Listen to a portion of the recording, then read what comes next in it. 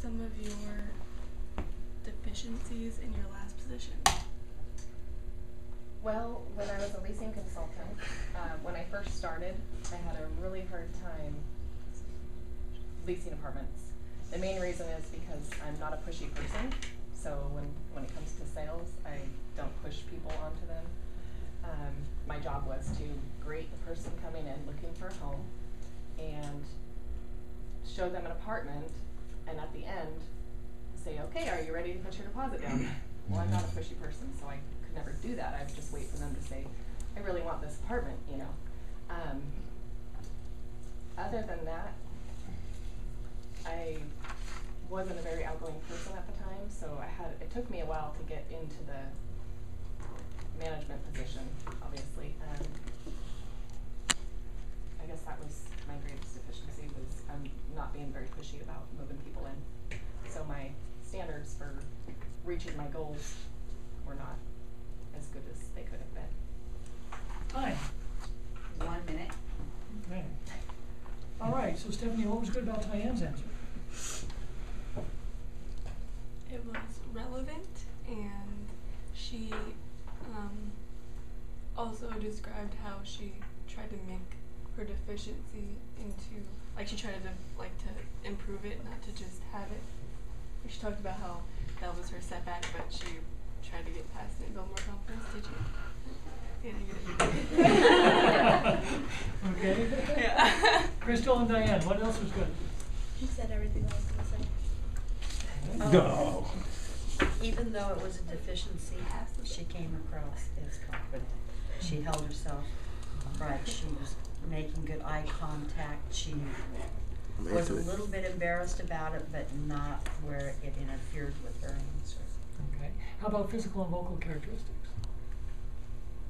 Anybody? Her voice was She was a little quiet. Yeah. A little quiet. Didn't project or exude a lot of confidence. Okay. It was good elements of physical and vocal characteristics. I thought that she had a really nice tone. Like, you could tell that this was something that she recognized in herself, that she wasn't necessarily really, you know. Like, let me tell you what I wasn't. She's not extremely opinionated, but that she still did her job. She said at first she had a hard time doing that, but that she did get better at it. But you could tell she still isn't a really arrogant, really pushy around kind of person. Not pushy. Well, another good thing was you filled up a minute, which, I mean, if you fill up a minute with bad stuff, it's not so good. But I think everything you said fit in very nicely with your original statement when I first started, such and such. So it fit the question very well. What might have made it an even better answer, Tom? I think explaining how you, a little bit more about how you overcame and how you improved and what you did to improve yourself. Yeah, like an example maybe, you know, like, I enrolled myself in a public speaking class at Clover Park to help, get my assertiveness level up, or, I read a book, or took a class or something, like give a specific example of. Well, this question is trying to trap you, obviously, into saying bad things about yourself. Right. In a job interview, you want to avoid that at all costs.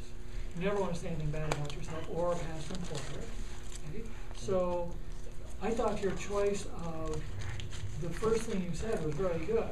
My deficiency was I wasn't pushy enough. And the implication there is that being pushy really is not such a great thing after all. And therefore, you are virtuous by not being able to be pushy. So I think if you had continued with that, it would have been really even better. You could have said, I wasn't pushy at first. Well, you did say at first. But then you might have said, I developed a technique that I used after about a month.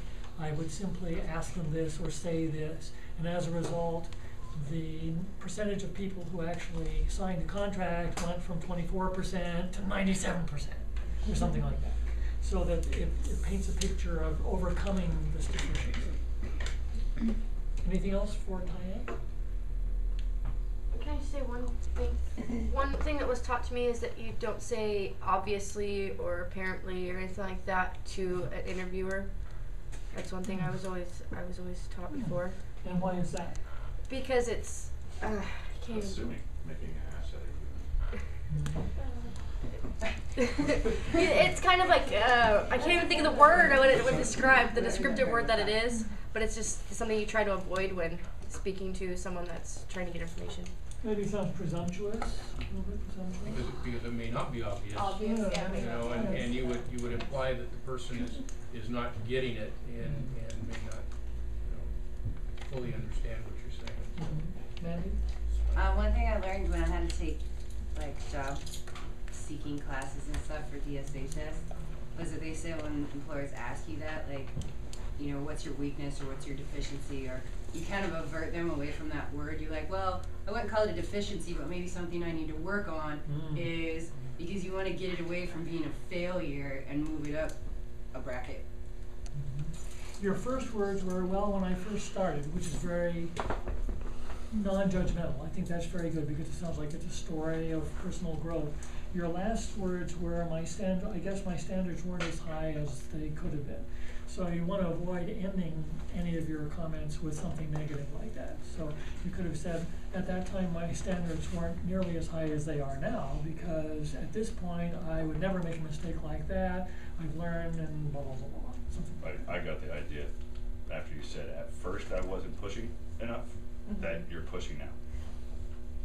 And maybe that's not a good thing to portray either. Or at least that you learn how to be pushy when you have to be. Yeah, well, you could have, instead of saying I've learned to be pushy, you could say I've learned a proper level of assertiveness in order Assertive to instead of guide aggressive.